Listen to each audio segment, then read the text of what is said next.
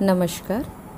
मैं अर्चना अंचलवार केपीबी हिंदुजा वाणिज्य महाविद्यालय से।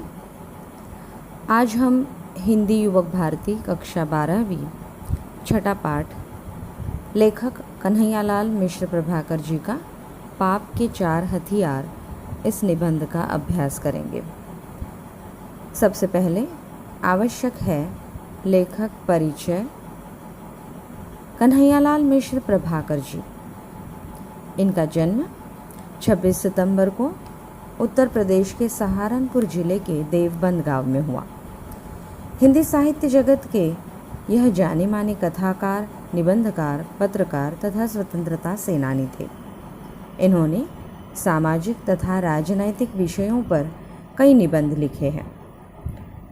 इन्होंने निबंधों में भारतीय चिंतन धारा प्रकट की है। मौलाना आसफ़ अली के भाषण से प्रभावित होकर वे राष्ट्र सेवा करने में जुट गए। स्वतंत्रता आंदोलन में शामिल होकर उन्हें कई बार जेल भी जाना पड़ा। कन्हैयालाल मिश्र जी को भारत सरकार ने पद्मश्री सम्मान से विभूषित किया है। कन्हैयालाल मिश्र जी का निधन 1995 में हुआ। अब कन्हैयालाल मिश्र जी की भाषा शैली के बारे में समझते हैं। प्रख्यात लेखक रामधारी सिंह दिनकर जी ने इन्हें शैलियों का शैलीकार कहकर नवाजा है। इनकी भाषा सहज, सरल और मुहावरेदार है। इनकी शैली चित्रात्मक है, जो कथ्य को दृश्यमान और सजीव बना देती है। छोटे छोटे वाक्यों से भाषा में कविता की सुंदरता दिखाई देती है। अब हम जानते हैं कन्हैयालाल मिश्र प्रभाकर जी की रचनाओं के बारे में। प्रमुख कृतियाँ: कहानी संग्रह धरती के फूल, निबंध संग्रह जिंदगी मुस्कुराई, बाजे पायलिया के घुंघरू, जिंदगी लहलहाई, महके आंगन चहके द्वार। उनके संस्मरण एवं रेखाचित्र भी है। दीप जले शंख बजे, माटी हो गई सो। पाप के 4 हथियार यह एक निबंध है, इसलिए निबंध विधा का परिचय भी होना चाहिए। हम सभी ने अपने विद्यालयी जीवन में निबंध लिखे हैं। निबंध यानी नि अधिक बंध। निबंध शब्द 2 शब्दों से मिलकर बना है। इसका अर्थ है भली भांति से बंधी हुई रचना, अर्थात जो विचारपूर्वक और क्रमबद्ध रूप से लिखी गई हो, ऐसी रचना। विचारों को भाषा में व्यवस्थित रूप से बांधना यानी निबंध। हिंदी साहित्य शास्त्र में निबंध को गद्य की कसौटी माना गया है। जो निबंध कुशलता से लिख पाता है, वह गद्य की अन्य विधाओं को भी सहजता से लिख सकता है। निबंध में सबसे अधिक महत्व होता है विचारों को। आइए अब पाठ परिचय करते हैं। पाप के 4 हथियार यह निबंध बाजे पायलिया के घुंघरू इस निबंध संग्रह से चुनकर 12वीं पाठ्य पुस्तक में दिया गया है। देखिए, शीर्षक है पाप के 4 हथियार। पाप, पाप यानी क्या? बिल्कुल सही, दुष्कर्म। कोई ऐसा कार्य जो दूसरों के लिए या समाज के लिए हानिकारक हो, अनैतिक हो। और हथियार यानी अस्त्र, शस्त्र, जो संघर्ष का या लड़ाई का प्रतीक है। जब से इंसान का अस्तित्व है, तब से हर समय, हर युग में सज्जन और दुर्जन, सुष्टता और दुष्टता, यह संघर्ष दिखाई ही देता है। और हर समाज में मानव जाति को दुष्टता से, दुष्कर्मों से, पाप अपराध के चंगुल से बचाने के लिए संत महंतों ने, विचारकों ने, दार्शनिकों ने, महापुरुषों ने लाखों कोशिशें की है। परंतु दुर्भाग्य से यह कहना पड़ता है कि आज भी विश्व में अन्याय, अत्याचार, पाप, भ्रष्टाचार, दुष्कर्म अपना पैर पसारे हैं। और इंसान है कि सिर्फ संत महंतों की जयंती धूमधाम से मनाता है। उन्हें देवत्व देकर मंदिरों में उनकी प्रतिस्थापना करता है, स्मारक बनाकर पूजा करता है, लेकिन उनके विचार जीवन में नहीं लाता। इस प्रश्न से लेखक का मन अस्वस्थ हुआ और इसी प्रश्न का उत्तर खोजने का प्रयास करते हुए इस निबंध का निर्माण हुआ है। चलिए शुरू करें इस पाठ को समझना। पृष्ठ 31, छठा पाठ, पाप के 4 हथियार। पाठ के परिच्छेदों का वाचन, फिर कठिन शब्दों का सरल अर्थ, मुहावरों का अर्थ और स्पष्टीकरण। इस प्रकार से हम इस पाठ को समझेंगे। जॉर्ज बर्नार्ड शॉ का एक पैराग्राफ मैंने पढ़ा है। यह उनके अपने ही संबंध में है। मैं खुली सड़क पर कोड़े खाने के लिए इसलिए बच जाता हूँ कि लोग मेरी बातों को दिल्लगी समझकर उड़ा देते हैं। बात यूँ है कि मेरे एक शब्द पर भी वे गौर करें तो समाज का ढांचा डगमगा उठे। वे मुझे बर्दाश्त नहीं कर सकते यदि मुझ पर हंसे नहीं। मेरी मानसिक और नैतिक महत्ता लोगों के लिए असहनीय है। उन्हें उबाने वाली खूबियों का पुंज लोगों के गले के नीचे कैसे उतरे? इसलिए मेरे नागरिक बंधु या तो कान पर उंगली रख देते हैं या बेवकूफ़ी से भरी हंसी के अंबार के नीचे ढक देते हैं मेरी बात। शॉ के इन शब्दों में अहंकार की पैनी धार है। यह कहकर हम इन शब्दों की उपेक्षा नहीं कर सकते, क्योंकि इनमें संसार का एक बहुत ही महत्वपूर्ण सत्य कह दिया गया है। पाठ की शुरुआत लेखक एक प्रसिद्ध विचारवंत की उक्ति से करते हैं, George Bernard Shaw. George Bernard Shaw जो एक आयरिश लेखक है, इनका जन्म आयरलैंड में 1856 में हुआ। वे महान नाटककार और कुशल राजनीतिज्ञ थे। Pygmalion, arms and the man, man and superman, Caesar and Cleopatra ऐसे प्रसिद्ध नाटक इन्होंने लिखे हैं। इन्हें साहित्य का नोबेल पुरस्कार प्राप्त है। जॉर्ज बर्नार्ड शॉ का एक वक्तव्य लेकर उस सूत्र में कन्हैयालाल मिश्र जी ने अपने विचारों को गूंथकर एक निबंध का आकार दिया है। जॉर्ज बर्नार्ड शॉ का एक परिच्छेद लेखक ने पढ़ा। उसमें उन्होंने खुद के बारे में एक बात कही थी, मैं लोगों से मार खाने से बच जाता हूँ क्योंकि लोग मेरी बातों को मजाक समझकर छोड़ देते हैं। मजाक, दिल्लगी यानी मजाक। यदि वे मेरे एक भी शब्द पर गौर करें यानी ध्यान दे तो समाज का ढांचा डगमगा उठेगा, समाज का आधार हिल उठेगा, समाज में परिवर्तन आ जाएगा। बर्नार्ड शॉ ने कहा, लोग मुझे गंभीरता से लेते नहीं हैं क्योंकि वे मेरी महानता सह नहीं सकते। इतनी सारी विशेषताओं के गुच्छ उनके गले के नीचे से नहीं उतर सकते, मतलब वे उसे स्वीकार नहीं कर सकते, हजम नहीं कर सकते। इसलिए या तो वे कान पर उंगली रख लेते हैं यानी अनसुना करते हैं, या फिर उस पर बेवकूफ़ों जैसे हंसकर हंसी के ढेर के नीचे दबा देते हैं। अंबार यानी ढेर। यह बर्नार्ड शॉ की उक्ति कुछ तीखे अहंकार से भरी है। अहंकार की पैनी धार यानी तीखा अहंकार, घमंड से भरी बात है। ऐसा कहकर हम उसकी ओर नज़रअंदाज नहीं कर सकते। उपेक्षा करना यानी ध्यान न देना, नज़रअंदाज करना, निरादर करना, क्योंकि इसमें उन्होंने एक बहुत बड़ी सच्चाई बता दी है। संसार में पाप है, जीवन में दोष, व्यवस्था में अन्याय है, व्यवहार में अत्याचार, और इस तरह समाज पीड़ित और पीड़क वर्गों में बंट गया है। सुधारक आते हैं, जीवन की इन विडंबनाओं पर घनघोर चोट करते हैं। विडंबनाएं टूटती बिखरती नज़र आती है, पर हम देखते हैं कि सुधारक चले जाते हैं और विडंबनाएं अपना काम करती रहती है। आखिर इसका रहस्य क्या है कि संसार में इतने महान पुरुष, सुधारक, तीर्थंकर, अवतार, संत और पैगंबर आ चुके, पर यह संसार अभी तक वैसा का वैसा ही चल रहा है। इसे वे क्यों नहीं बदल पाए? दूसरे शब्दों में जीवन के पापों और विडंबनाओं के पास वह कौन सी शक्ति है जिससे वे सुधारकों के इन शक्तिशाली आक्रमणों को झेल जाते हैं और टुकड़े टुकड़े होकर बिखर नहीं जाते? संसार में पाप है, जीवन में दोष, व्यवस्था में अन्याय और व्यवहार में अत्याचार। इस प्रकार से समाज दो वर्गों में बंट गया है, पीड़ित और पीड़क।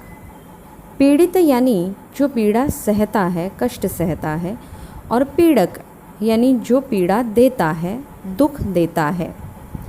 ऐसे समाज से अन्याय, अत्याचार, पाप, दोष, दुख, दर्द दूर करने के लिए सुधारक आते हैं और जीवन के इन विडंबनाओं पर, विडंबना यानी असंगति, उन पर वे कड़ा प्रहार करते हैं।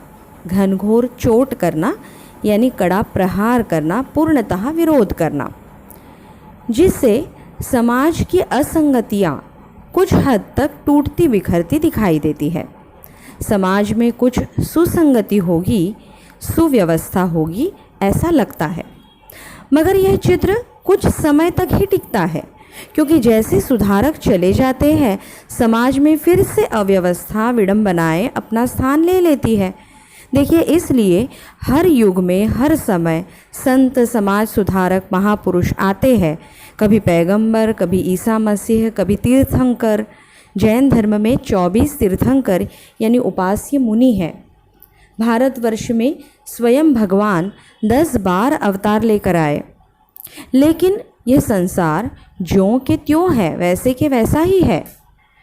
क्यों किसी समाज सुधारक, महापुरुष या अवतार के प्रयत्न से एक बार ही समाज में सुधार नहीं होता?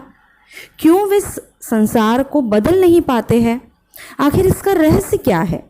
पाप और विडंबनाओं के पास ऐसी कौन सी शक्ति है कि वे सुधारकों के शक्तिशाली आक्रमणों के सामने भी हारते नहीं, टूटते नहीं, खत्म नहीं होते? शॉ ने इसका उत्तर दिया है कि मुझ पर हंसकर और इस रूप में मेरी उपेक्षा करके वे मुझे सह लेते हैं। यह मुहावरे की भाषा में सिर झुकाकर लहर को ऊपर से उतार देना है। शॉ की बात सच है, पर यह सच्चाई एकांगी है। सत्य इतना ही नहीं है, पाप के पास 4 शस्त्र है जिनसे वह सुधारक के सत्य को जीतता या कम से कम असफल करता है। मैंने जीवन का जो थोड़ा बहुत अध्ययन किया है, उसके अनुसार पाप के ये 4 शस्त्र इस प्रकार है: उपेक्षा, निंदा, हत्या और श्रद्धा। बर्नार्ड शॉ के शब्दों में इसका उत्तर है कि लोग मुझे सहते हैं, हंसकर मेरी ओर ध्यान नहीं देते, सिर झुकाकर लहर को ऊपर से उतार देते हैं, मतलब सिर झुकाकर संकट गुजरने देते हैं, उसे स्वीकार कर लेते हैं। लेखक कहते हैं कि बर्नार्ड शॉ की बात सच है, लेकिन यह एकांगी है, मतलब एक पक्षीय है, सिर्फ एक ही विचार प्रस्तुत करता है। यहाँ कन्हैयालाल जी का कहना है, जहाँ तक मेरा अभ्यास है, मुझे लगता है एक नहीं, पाप के पास 4 हथियार है जिससे वह सुधारक के सत्य को जीतता है या उसे निरुपयोगी बनाता है। और यह हथियार है उपेक्षा, निंदा, हत्या और श्रद्धा। उपेक्षा यानी ध्यान न देना, निंदा यानी निरादर करना, हत्या मार देना और श्रद्धा पूजा करना। सुधारक पापों के विरुद्ध विद्रोह का झंडा बुलंद करता है, तो पाप और उसका प्रतिनिधि पापी समाज उसकी उपेक्षा करता है, उसकी ओर ध्यान नहीं देता और कभी कभी कुछ सुन भी लेता है तो सुनकर हंस देता है, जैसे वह किसी पागल की बड़बड़ हो, प्रलाप हो। इन क्षणों में पाप का नारा होता है, अरे छोड़ो इसे और अपना काम करो। सुधारक है जो समाज में क्रांति का झंडा ऊंचा करता है। विद्रोह का झंडा बुलंद करना यानी क्रांति करना।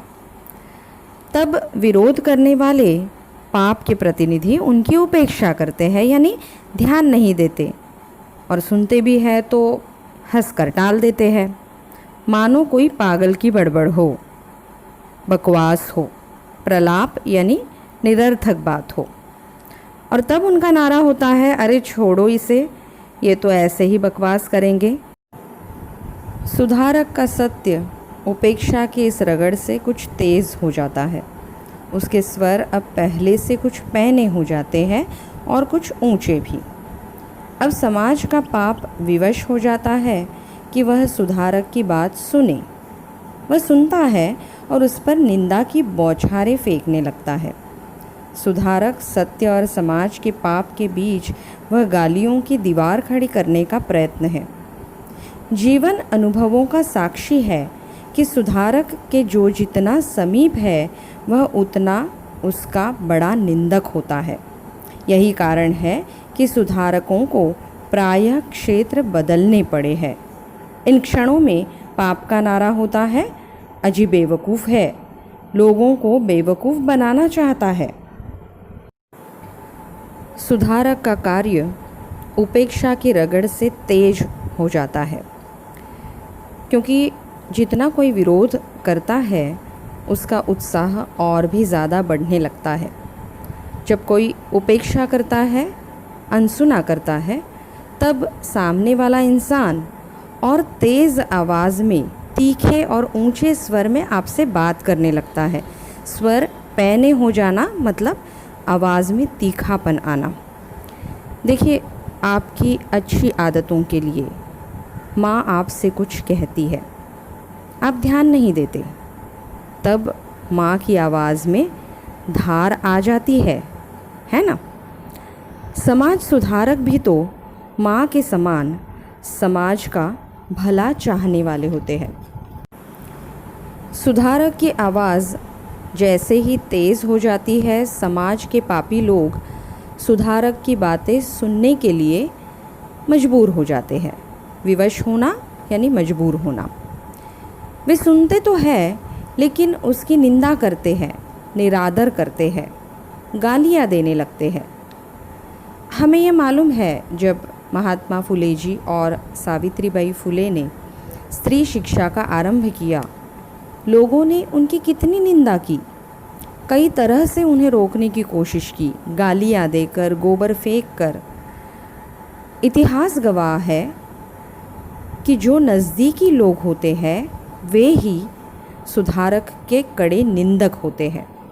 इसीलिए तो सुधारक अपने क्षेत्र बदलकर दूसरे क्षेत्र में समाज सुधार करते हैं। पापी समाज यह कहकर उनकी निंदा करता है कि ये खुद बेवकूफ़ है और लोगों को भी बेवकूफ़ बनाना चाहते हैं। आइए अब जितना पाठ पढ़ा है उसके मुहावरे समझ लेते हैं। ढांचा डगमगा उठना यानी आधार हिल उठना। लहर को ऊपर से उतार देना यानी सिर झुकाकर संकट को गुजरने देना।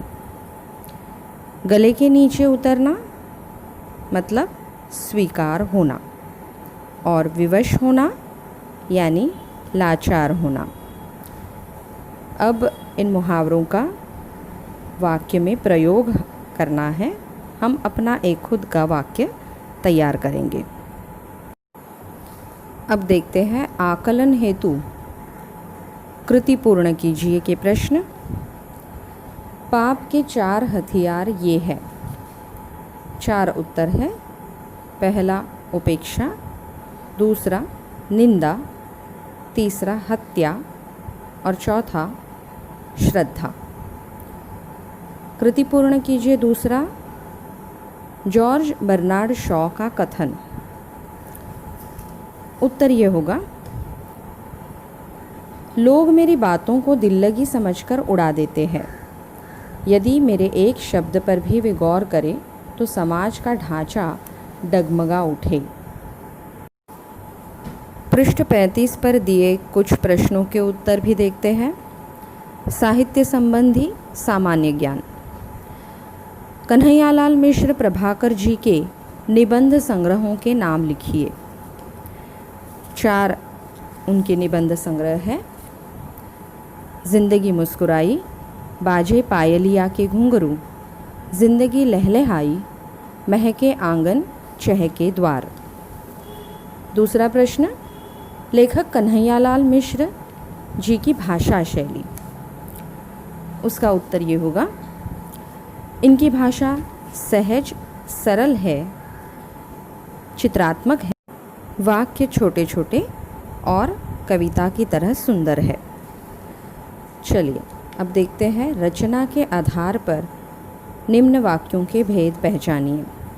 वाक्यों के भेद सरल, संयुक्त और मिश्र ये हमें मालूम है।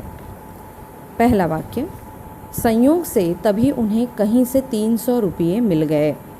उत्तर है सरल वाक्य। यह वह समय था जब भारत में अकबर की तूती बोलती थी। यह है मिश्र वाक्य। तीसरा वाक्य, सुधारक होता है करुणाशील और उसका सत्य सरल विश्वासी। यह वाक्य है संयुक्त।